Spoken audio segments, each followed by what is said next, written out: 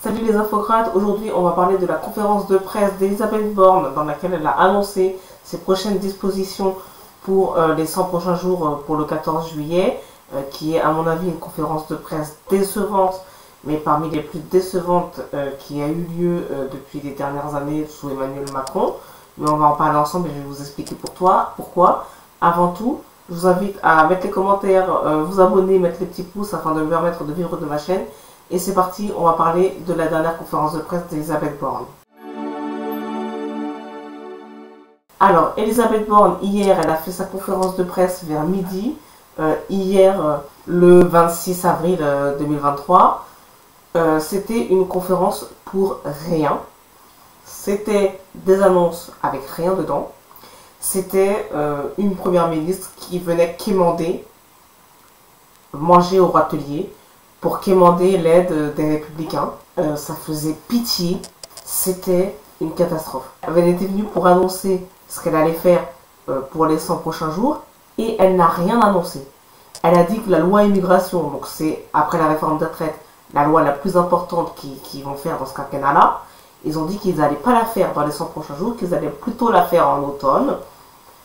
Donc déjà, elle te fait une conférence pour te dire qu'elle ne fera pas la loi la plus importante dans le délai demandé, déjà, pour commencer. Après, elle te dit il va y avoir une loi pour le plein emploi, une loi pour les espaces verts, l'écologie, je sais pas quoi. À mon avis, ça va être des lois qui seront dévitalisées avec pas grand chose dedans pour qu'on puisse les voter sans trop de problèmes. C'est-à-dire qu'en fait, elle annonce des lois qui seront vides de sens avant même d'être votées. Et après, elle a quémandé les Républicains, elle a fait référence aux Alpes-Maritimes, à la sécurité, pour flatter l'ego des Républicains, pour un peu marchander. Enfin, c'était du minaudage, quoi. C'était, pardonnez-moi l'expression, c'était du racolage, quoi. C'était du racolage en pleine rue, quoi. Franchement, là, je suis en train de faire cette vidéo, j'ai écrit la vidéo, les enfants. Il n'y avait rien à écrire. Il n'y a rien. Elle n'a rien dit. Elle n'a rien annoncé. Il y a un cap des 100 jours et après ils vont revenir en juillet. Il ne se sera rien passé de particulier. Voire il y aura eu peut-être d'autres problèmes d'ici là à l'Assemblée nationale avec les oppositions. Puisqu'il est désormais acté avec la réforme des retraites que les Républicains ne vont pas obéir et ne vont pas s'insérer dans la majorité. Et d'ailleurs ils ont raison puisqu'ils n'ont pas été élus pour être dans la majorité, ils ont été élus pour être dans l'opposition à Emmanuel Macron, notamment sur les questions de sécurité et d'immigration.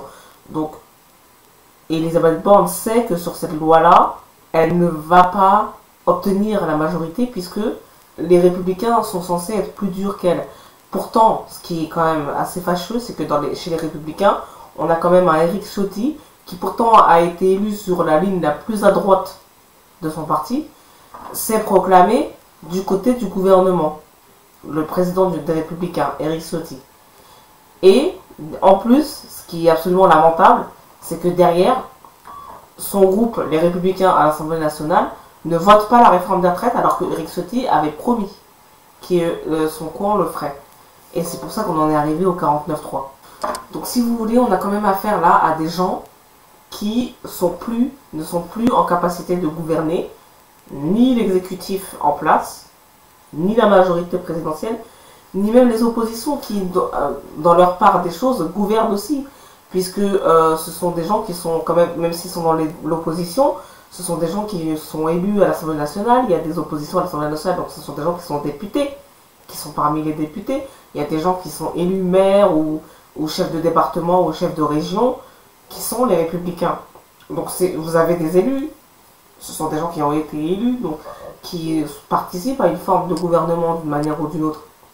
Et ce sont des gens qui ne sont pas capables de faire leur travail d'opposition ou de responsabilité quand il faut. C'est-à-dire que sur la réforme des retraites, on attendait d'eux qu'ils votent, ils se sont engagés à voter et ils ne l'ont pas fait.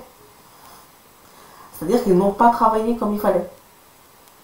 Et Elisabeth Borne, maintenant, elle se retrouve là, avec une demi-place qu'elle cherche à garder, qu'elle va peut-être pas garder d'ici le 14 juillet. Elle ne sait pas très bien, personne ne sait si elle va rester, elle est encore sur un siège éjectable, et elle est là en train de quémander, de faire le tapin, hein. C'est ça qu'elle fait. Elle demande aux Républicains, elle présente rien de trop sensible, pour pas diviser ou fracturer, et elle en est au stade où elle demande aux autres de bien vouloir l'aider, et j'envoie des gages pour qu'ils m'aident. Je fais référence aux Alpes-Maritimes et à la sécurité pour faire référence à Eric Ciotti, qui est donc président du Parti des Républicains et élu des Alpes-Maritimes.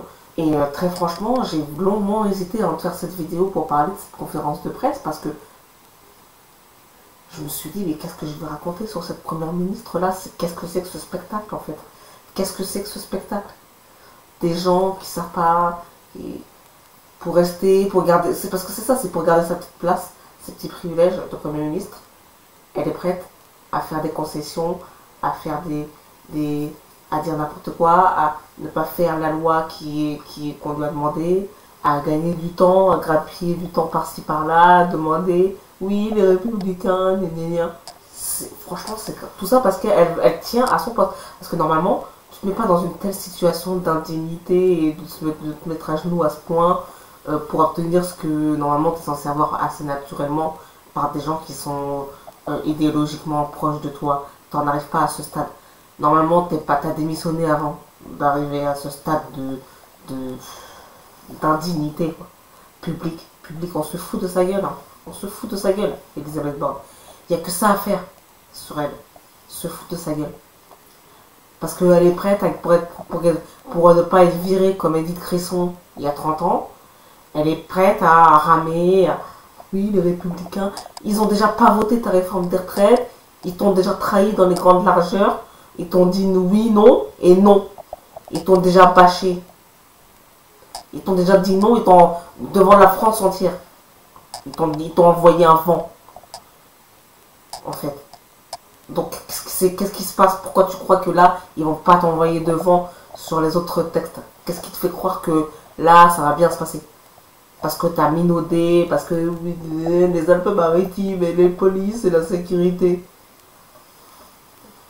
Oh là là, quelle indignité, c'est la honte. Hein. Elle représente la France, cette femme. D'accord? Et là, elle mange au râtelier pour garder son poste de Premier ministre. De toute façon, là, on en est là. C'est pas la peine d'aller chercher midi à 14h et d'aller coudre des trucs de discours, le fond du discours. Non, il n'y a pas de discours. Il y a du râtelier, il y a du tapin. C'est tout ce qu'il y a. Pour garder son poste. C'est tout ce qu'il y a.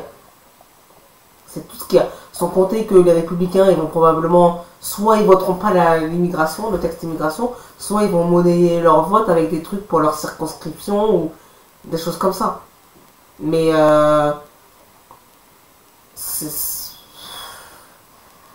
moi, cette vidéo, je vous jure, c'est la première vidéo vraiment depuis que je fais cette chaîne où je me dis, mais qu'est-ce que je vais dire? Qu'est-ce que je vais écrire? Il n'y a rien à dire. Il n'y a qu'à constater. Il n'y a qu'à constater la déchéance, l'indignité. Ça pue. Ça sent pas bon.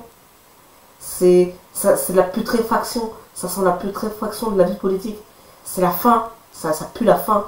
C'est le crépuscule. Voilà, c'est tout ce qu'il y a à dire. Là, il n'y a qu'à constater, les amis. Il faut constater. Moi, je suis hallucinée. C'est tout. Je suis hallucinée. J'espère que vous allez vous rendre compte de ça, prendre conscience, lire les bons livres, vous emparer de la politique, réagir avec le bon logiciel dans votre tête, savoir qui n'est pas représentatif de la France. En l'occurrence, Emmanuel Macron n'est pas représentatif de la France. Emmanuel Macron est un agent mondialiste et capitaliste qui fait ce que les banques lui demandent de faire et que ce que Bruxelles lui demande de faire. Et donc Elisabeth Borne, c'est celle qui suit Macron dans le même agenda, l'agenda capitaliste, l'agenda mondialiste. Mais j'espère que, les amis, là, vous allez réagir parce que il faut reprendre le pouvoir des mains de ces gens. Parce que ces gens, ils servent à rien, ils travaillent pas, ou en tout cas ils travaillent pas pour la France. Et là, ils en sont à un stade où, de toute façon, tout le monde a plus ou moins compris, tous les gens qui ont une cervelle ont compris, et les gens les détestent. Les gens ne veulent plus voir leur gueule à la télé. C'est ça qui se passe. C'est ça qui se passe, les amis. Donc, sachez que là, il faut se réveiller. C'est le moment, s'il y a un moment pour se réveiller, c'est maintenant, parce que là, c'est un moment historique. Il faut se réveiller parce que la première ministre ne parle plus aux Français. C'est-à-dire qu'avant, au moins, elle parlait. Il y avait une réforme des retraites qui était très impopulaire. Elle essayait de se justifier quand elle pouvait avec des arguments, voilà. Mais elle parlait. Là, on a atteint un autre stade. Elle ne dit plus rien. C'est fini. C'est électroencéphalogramme plat. Il n'y a plus rien. C'est-à-dire que là, ils ont eu leur réforme des retraites, qui était la réforme pour l'Europe, quand même plutôt, en échange du Covid, de l'argent du Covid. Donc, il n'y a pas... Ils ont fait la plus grosse réforme qu'on leur avait demandé, c'est-à-dire la réforme des retraites. Ils ont estimé que l'avis du peuple ne comptait pas, donc ils ont poussé, ils ont forcé, ils ont réussi à faire promulguer cette loi en forçant le peuple. Et désormais, ils estiment qu'ils ne vous doivent plus rien, qu'ils ne sont plus obligés de vous parler. Ils estiment que maintenant, ils sont en droit de mettre des objectifs et de ne pas les tenir en temps et en heure, et voire de ne pas donner d'objectifs du tout. Ils ont en droit de ne pas vous dire ce qu'ils vont faire, de fixer des faux objectifs. Ils se foutent de votre gueule. Voilà, donc maintenant, il faut arrêter, rideau, voilà, on ferme, c'est fini. Donc, il faut contester ces gens, les enlever du pouvoir. Voilà, c'est tout ce qu'il faut faire. Allez, à bientôt. C'est la fin de cette vidéo. Je vous dis à bientôt pour une prochaine vidéo. Salut.